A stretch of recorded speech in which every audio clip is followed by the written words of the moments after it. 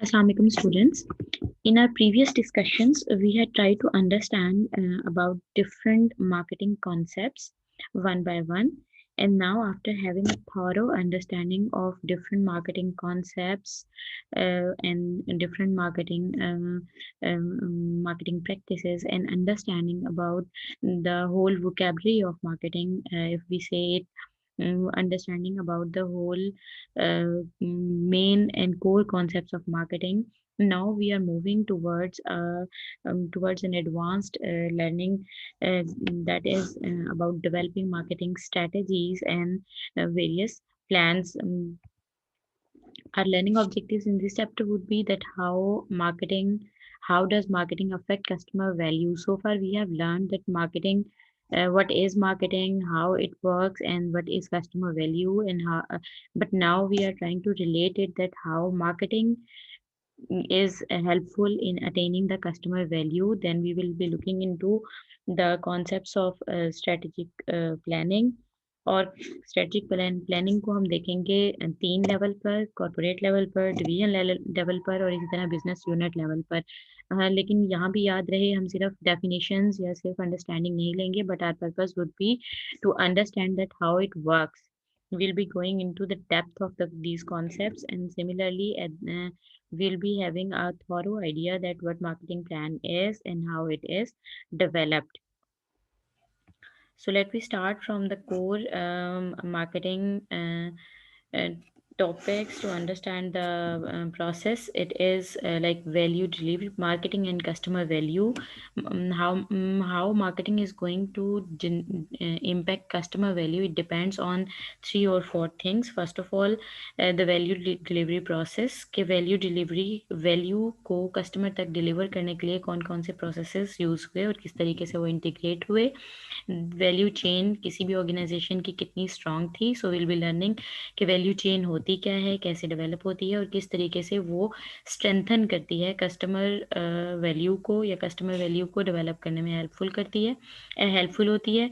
Then will go towards understanding of core competencies क्या है, core competency क्या है, कौन कौन सी बेसिक रिक्वायरमेंट है for a competency to be considered as a core competency, और ये किस तरीके से हेल्पफुल है कंपटीशन में for the organisations.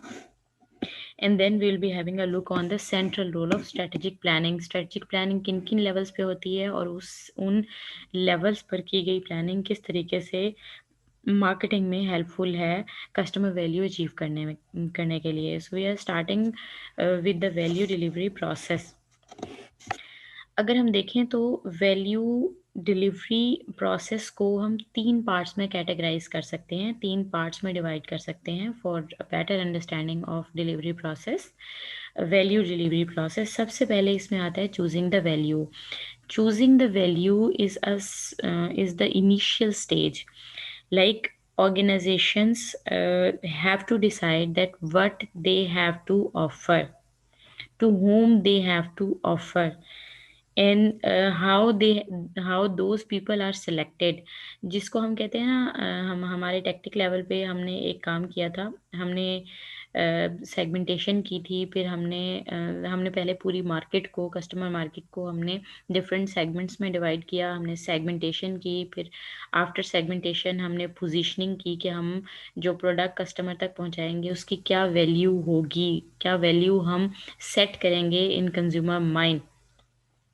So segmentation, फिर उसके बाद वैल्यू प्रोपोजिशन डेवलप करना, पोजीशनिंग करना, एंड देन टारगेटिंग कि हमने कौन सा कस्टमर ग्रुप लिया, चूज़ किया हमने कस्टमर ग्रुप जिसको कि हम सर्व करेंगे. तो ये जो STP की स्ट्रेटजी है, सेगमेंटेशन की, टारगेटिंग की और फिर पोजीशनिंग की, पहले कस्टमर्स को डिफरेंट सेगमेंट्स में डिवाइड करना, फिर उन कस्टमर्स में से बेस्ट सूटेबल कस्टमर्स चूज़ करना जिनको कि हम बेटर सर्व कर सकते हैं, और फिर एक वैल्यू प्रपोजिशन चूज़ करना जो कि हम कंज्यूमर को समझाएंगे अबाउट आर प्रोडक्ट, जो हम कंज्यूमर माइंड में जो जिसको कहना चाहिए कि कंज्यूमर माइंड में जो कॉन्सेप्ट क्रिएट करेंगे हम अपनी ऑफरिंग का, पोजीशनिंग जिस तरीके से हम करेंगे. तो ये सारे काम हम कर रहे होते हैं at the first stage which is choosing the value. हमने डिसाइड कर लिया कि किन कस्टमर्स को सर्व करना है और क्या उनके माइंड में अपनी ऑफरिंग के बारे में क्या वैल्यू डेवलप करनी है, किस तरीके से पोजीशन करना है अपनी ऑफरिंग को। Then comes provide second stage which is of providing the value. जब हमने सेलेक्ट कर लिया कस्टमर्स को भी और वैल्यू प्रोपोजिशन को भी कि हम इस तरीके से अपनी प्रोडक्ट को कंज्यूमर माइंड में सेट करेंगे, कंज्यूमर को परसीव करवाएंगे, कंज्यूमर को अंडरस्टैंडिंग डेवलप करवाएंगे। अब काम आता है एक्चुअली प्रोडक्ट को बनाने का। तो providing the value is a step in the value delivery process where marketers have to decide that what will be produced, how it would be produced, what would be the features of that offering। अगर वो कोई product है तो उसकी कौन कौन से features होंगे, क्या करेक्टरिस्टिक्स होंगी, कैसे डिज़ाइन होगा, किस कलर में होगा, से everything is included into it. Brand हम उसको क्या नेम देंगे, हमने वो उसको उसकी पैकेजिंग करनी है तो वो किस टाइप की होगी, हम कौन सा कलर कम्बिनेशन उसके लिए यूज़ करेंगे, किस तरीके से वो हमारा फाइनल प्रोडक्ट और सर्विस और एनी ऑफरिंग किस तरीके से वो सेट होगी, डिज़ाइन होगी। फिर हमने वो जो ऑफरिंग डिज़ाइन की उसको हम किस बेस पर प्राइसिंग करेंगे, उस प्राइस को हम कैसे जस्टिफाई करेंगे और किस तरीके से किन चैनल्स को यूज़ करते हुए हम कस्टमर तक अपनी वो प्रोडक्ट पहुंचाएंगे, यानी डिलीवर कैसे करेंगे हम वो प्रोडक्ट।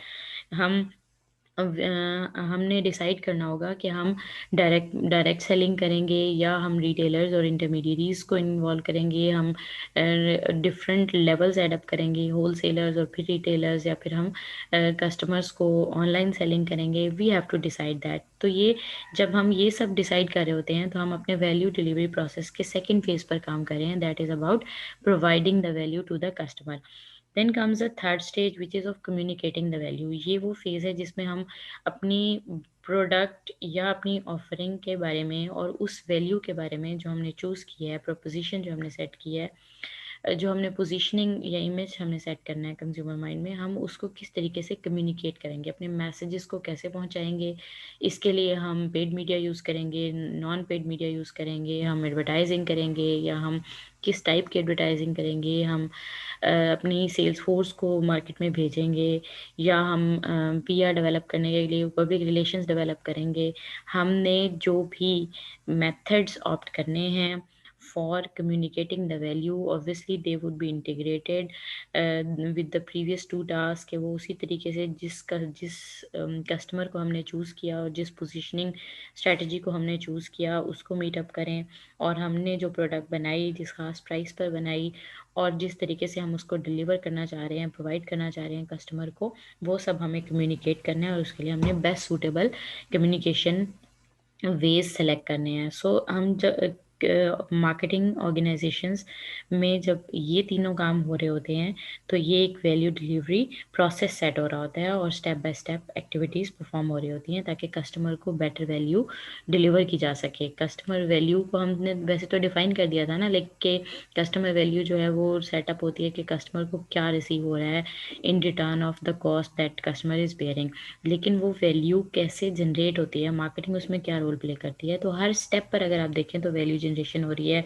हमने टारगेट मार्केट को सही तरीके से सेगमेंटाइज करके सही तरीके से सेलेक्ट किया, हमने ठीक से पोजीशनिंग की, हमने प्रोडक्ट को अच्छे से बनाया, हमने प्राइसिंग अच्छे से की और फिर हमने उसको डिलीवर करने के लिए राइट मोड्स को यूज़ किया और फिर फाइनली हमने उस सारे अपने वैल्यू को जो हमने पहले डिज़ाइन कर लिया है, बना लिया है, उसको हमने ठीक वे में कम्युनिकेट किया कंज्यूमर को। तो ही एक वैल्यू डिलीवरी प्रोसेस स्मूथली काम करेगा। यहाँ पर जनाब रोल प्ले करता है वैल्यू चेन। वैल्यू चेन क्या होती है? It's a tool for identifying ways to create more customer value. Every firm is synthesis of activities. देखिए कोई सी भी ऑर्गेनाइजेशन के अंदर, चाहे वो मैन्युफैक्चरिंग ऑर्गेनाइजेशन है या वो सर्विसेज ऑर्गेनाइजेशन है, उसमें बहुत सारी एक्टिविटीज़ परफॉर्म हो रही होती हैं एट अ टाइम, बहुत सारे काम हो रहे होते हैं। वहाँ पर डिज़ाइनिंग भी हो रही होती है, वहाँ प्रोडक्शन भी हो रही होती है, वहाँ मार्केटिंग भी हो रही होती है, उसी ऑर्गेनाइजेशन में डिलीवरी भी हो रही है, उसी ऑर्गेनाइजेशन में कस्टमर सपोर्ट भी हो रही है, उसी ऑर्गेनाइजेशन में और एट द सेम टाइम उसी ऑर्गेनाइजेशन के अंदर ह्यूमन रिसोर्सेज को अपॉइंट भी किया जा रहा है, उनको ट्रेन भी किया जा रहा है, उनकी प्रमोशंस भी हो रही हैं, वहाँ परचेज रॉ मटेरियल्स को परचेज करके लेके आया जा रहा है, फिर वहाँ फाइनल गुड्स को, वहाँ इन्वेंट्री को मैनेज किया जा रहा है, फिर फाइनल गुड्स को इन्वेंट्री तक लेके जाया जा रहा है, फिर उन इन्वेंट्री से उसको सेलर्स के पास लेके जाया जा रहा है। तो ये सारी एक्टिविटीज़ अगर एक प्रॉपर इंटीग्रेटेड वे में काम कर रही हैं, इसको हम वैल्यू चेन को अंडरस्टैंड करने के लिए हम समझ सकते हैं कि किसी भी ऑर्गेनाइजेशन के अंदर 9 एक्टिविटीज़ परफॉर्म हो रही होती हैं।